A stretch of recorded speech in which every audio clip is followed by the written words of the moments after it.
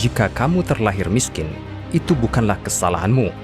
Namun, bila kamu mati tetap miskin, itu adalah kesalahanmu. Kata bijak tersebut berasal dari mulut Bill Gates, salah satu orang terkaya di dunia, dan juga menjadi moto hidup Andika Sutoroputra, investor saham yang berhasil meraup miliaran rupiah dari investasi saham. Mari kita simak kehidupan Andika Sutoroputra yang penuh dengan rintangan sampai akhirnya berhasil menjadi inspirasi bagi pemuda Indonesia untuk berinvestasi saham.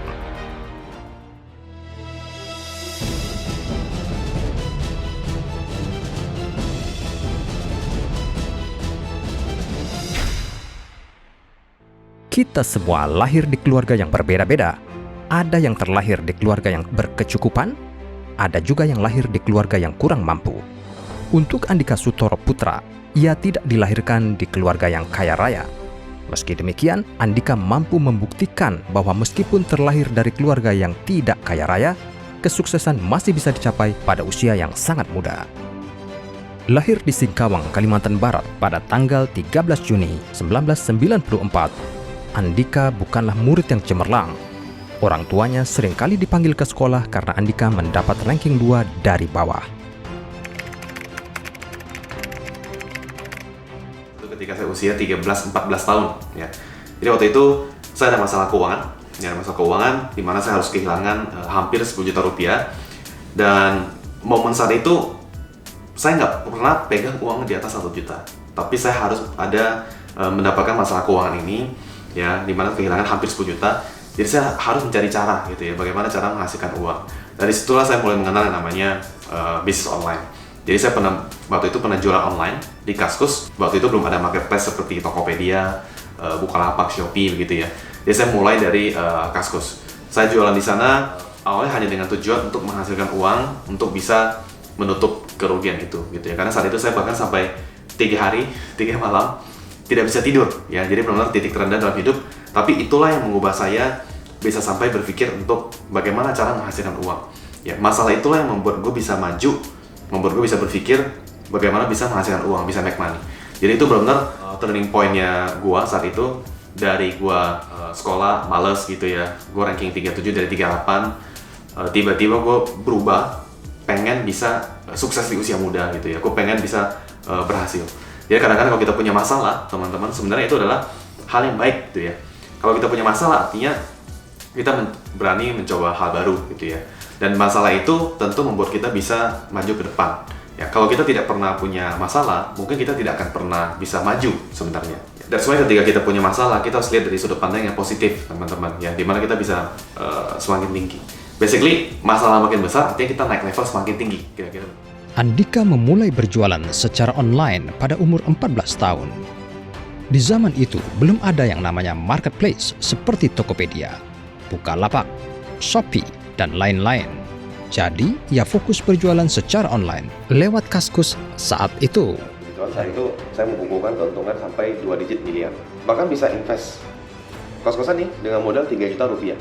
Itu cash keras Cash kita keras. terima? Iya, setiap bulan terima. Setiap bulan terima duit? Bulan, ya. Dividen? Dividen. Wow. Dari hasil jualannya, dia berhasil meraup ratusan juta rupiah dalam waktu 6 bulan. Mempunyai banyak uang di usia muda, Andika tidak menghabiskannya untuk berfoya-foya. Namun, ia memilih untuk berinvestasi di pengembangan diri dengan membaca ratusan buku, mengikuti kelas-kelas bisnis dan investasi, baik di Indonesia maupun di luar negeri.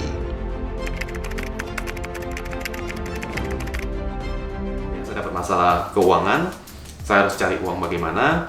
Saya waktu itu cari di Google gitu ya, cara menghasilkan uang bagaimana. Orang paling kaya di dunia ngapain? Saya ketemu Warren Buffett, di mana dia menjadi paling kaya di dunia hanya dengan investasi saham. Nah, itu yang mengubah pandangan saya, dan menciptakan rasa penasaran yang cukup tinggi, pengen belajar lebih jauh mengenai pasar saham. Dari situ saya mulai investasi pasar modal usia 14 tahun sampai sekarang gitu ya. Nah, itu yang benar-benar bisa mengubah saya sampai hari ini ya, gara-gara masalah itu. Karena masalah itu saya jadi punya niat belajar yang sangat tinggi, dan saya komitmen sampai sekarang. Dan saya rasa itu yang bisa membuahkan hasil gitu ya. Sebenarnya yang membuat saya bisa lumayan menghasilkan uang waktu itu di jualan online saya, itu karena saya baca buku, teman-teman. Waktu itu saya jualan marketing, selama 3 bulan jualan saya tidak menghasilkan 1 rupiah sekalipun, tidak laku gitu ya. Nah, dari situ saya sebagai anak yang di sekolah prestasinya sangat rendah gitu ya, maksudnya ranking paling ujung. Tiba-tiba saya kepikiran saya pengen belajar mengenai marketing. Tentu media yang paling baik untuk belajar adalah baca buku.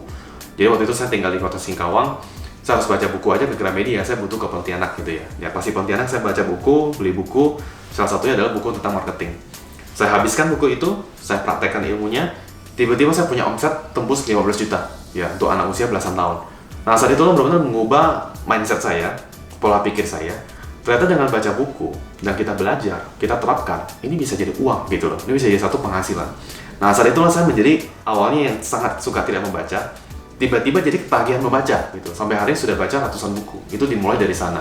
That's why saya selalu sharing, saya punya prinsip yang saya pegang sampai hari ini, saya selalu sharing di sosial media saya bahwa kita harus yang punya yang namanya prinsip never ending improvement. Yaitu kita selalu belajar, ya selalu mengosongkan gelas kita. Ketemu siapapun kita kosongkan gelas kita belajar dan kita improve diri kita jadi lebih baik. Karena mau posisi kita di bawah, di tengah gitu ya, di atas, kita merasa kita paling hebat sekalipun, tentu kita harus belajar. Karena di mana kita stop belajar, di situ kita mulai semakin turun gitu loh, kita punya performance. Semakin kita tidak bisa berkembang jadi jauh lebih baik. Karena teman-teman, kita sekarang dunia kita ini berubah dengan sangat cepat, ya kan? Kalau kita tidak mengikuti perubahan, kita tidak selalu belajar dengan teman sekitar, ya, dengan orang yang lebih berhasil, siapapun itu. Kalau kita tidak punya never ending improvement, sepertinya akan sangat berat untuk kita bisa maju terus gitu ya di hidup kita. That's why penting sekali untuk punya prinsip never ending improvement. Dengan ilmu yang ia baru dapatkan, Andika memutuskan untuk mengaplikasikannya dengan membangun berbagai macam usaha seperti usaha pakaian, kuliner, interior, dan juga proyek properti. Walaupun Andika sudah belajar banyak sebelum mencoba berbagai macam usaha, kegagalan pun tetap menimpa dia. Usaha-usaha yang dibangunnya banyak yang gagal dan ia pun pernah ditipu investasi bodong 2 kali pada awal karirnya sebagai investor. Selain berbisnis, Andika yang masih berumur 15 tahun ini juga mulai gemar dengan dunia pasar saham. Andika membaca artikel yang mengatakan bahwa sumber terbesar kekayaan salah satu orang terkaya di dunia, Warren Buffett, adalah dari investasi saham. Ya hanya dengan invest, tanpa memulai satupun bisnis. Ya itulah yang menarik. Saya bisa mulai invest di saham sejak usia 14 tahun, itu gara-gara story-nya Warren Buffett. Dengan passionate, Andika mempelajari semua hal tentang investasi saham. Namun, pada awalnya, orang tuanya melarang Andika berinvestasi saham karena saham di mata keluarganya seperti berjudi. Andika tetap bersikeras untuk investasi saham. Tetapi karena masih di bawah umur 17 tahun, Andika harus memakai identitas ayahnya untuk membuka rekening saham. Berawal dengan modal 10 juta rupiah, Andika mampu mengelola dana tersebut dan meraup keuntungan yang fantastis. Tidak hanya itu, ia juga mengelola dana kerabat dan keluarganya hingga tumbuh sekitar 400%. Setelah beberapa tahun berinvestasi di pasar saham, Andika mampu menghasilkan miliaran rupiah dan membuat dia menjadi miliarder sebelum usia 20 tahun. Dengan uang itu, Andika membeli 4 unit properti dan juga beberapa mobil pribadi. Tidak hanya itu, penulis buku Anak Muda Miliarder Saham ini juga aktif diundang sebagai pembicara di berbagai universitas, seminar, dan talk show. Kita millennials sederhana dikit awal-awal nggak apa-apa lah. Yang penting 5-6 tahun ke depan kita jadi sukses luar biasa. Jadi kita fokus invest dan invest. Dengan kesuksesan ini, Andika memutuskan untuk membangun Putra Investor School pada tahun 2018 untuk berbagi ilmunya lebih lanjut tentang dunia pasar saham dan pentingnya investasi sejak usia muda.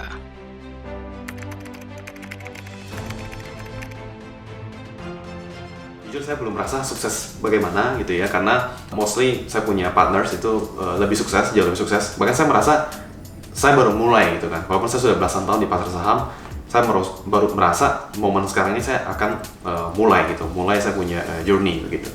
Nah kalau saya boleh share di kondisi sekarang ya, sebenarnya kalau kita punya goal apapun, tujuan apapun, visi kita apapun, kita pengen jadi apa, itu saran saya kita harus menjadi master bidang itu. Ya, kalau bisa kita jadi nomor 1 di bidang itu, di kategorinya kita gitu ya. Karena sekarang kita sangat tahu informasi beredar dengan sangat gampangnya. Kita mau belajar apapun, kita akses sosial media, kita bisa belajar gitu kan. Tapi pengetahuan itu, action, sampai jadi experience gitu ya, sampai kita jadi master, ini yang benar-benar kita butuh komitmen di sana teman-teman gitu ya. Kita butuh yang namanya the power of 10 years. sama kekuatan 10.000 jam. Ya, jadi bidang apapun silakan teman-teman, asal kita menjadi nomor 1 di sana. Misalnya kita pengen di bidang investment, misalnya kita di bidang bisnis kan luas sekali. Nah, tapi di kategori kalian, kalau bisa jadi yang terbaik di sana. Yang lagi memulai karir, saran saya adalah kalian test everything. Ya, kalian coba try everything gitu. Karena saya sendiri memulai karir saya juga ya, mencoba banyak hal gitu ya, saya coba. Dan kenapa saya nggak pernah merasa takut gagal dan lain-lain? Karena saya merasa nggak ada yang namanya gagal gitu kan. Itu adalah pelajaran kita. Ketika kita nabrak tembok, ya itu kita belajar teman-teman. Mungkin memang sakit dikit, menjauh dikit, tapi kita belajar. Sehingga di kemudian hari kita bisa lebih baik. Daripada kita nggak pernah coba apapun, ya kita nggak pernah terjun apapun, kita basically do nothing begitu kan, maka tentu dari sisi pengalaman akan sangat minim sekali gitu. Jadi penting sekali untuk kita berani mencoba, dan jangan takut yang namanya gagal tadi, jangan takut risiko, karena pada dasarnya yang tidak ada resikonya itu tidak akan membuat kita menjadi siapa-siapa. Perlu diperhatikan adalah ambil risiko di sini juga ambil risiko yang bisa dikalkulasi teman-teman. Biasanya ketika saya melakukan satu investment bisnis, saya pasti memikirkan worst scenario-nya apa nih, ya. Hal terburuk yang bisa terjadi itu apa. Nah, kalau saya merasa saya siap untuk mengambil resiko itu, ya saya akan jalankan. Jadi kita basically bukan mengambil resiko secara umum, tapi kita mengambil resiko yang sudah kita kalkulasi, yang nyaman juga buat kita. Kalau yang hal terburuk terjadi, kita masih oke. Nah, itu kita lakukan. Makanya karena pemikiran seperti itulah, saya dari muda, belasan tahun, saya pernah bikin 4 restoran, saya coba, dan ternyata tidak berhasil. Nggak apa-apa gitu ya, saya belajar banyak hal di dunia F&B. Saya juga pernah bikin interior business gitu ya, pernah mau coba jadi property developer gitu ya, ternyata tidak berjalan dengan baik. Nah, tapi akhirnya ternyata saya menemukan saya punya sweet spot gitu ya, ternyata saya sangat suka di dunia investment, makanya saya sudah lakukan di belasan tahun, dan sampai hari ini saya akan melakukan hal yang kurang lebih sesuai dengan yaitu investment. Jadi saya tidak jauh-jauh dari di stock market investment gitu ya, di venture capital. Terus setelahnya juga buat satu platform equity crowdfunding. Itu semua masih berkaitan dengan investment. Saran saya itu, test everything. Jadi kita punya pengalaman yang luas, pengalaman yang banyak. Mumpung masih muda, 20 tahun, mungkin masih belum punya keluarga, belum punya tanggung jawab, itu kesempatan kita untuk mencoba banyak hal. Karena kalau misalnya kita sudah berkeluarga, kita baru mulai misalnya, itu akan menjadi sangat-sangat lebih berat karena kita sudah punya tanggungan, teman-teman. Kini, Andika Sutoroputra berhasil menjadi salah satu miliarder muda panutan anak-anak muda. Selain menjadi investor saham, Andika juga menjabat sebagai Managing Partner of Salt Ventures dan CEO of Lance Equity Crowdfunding.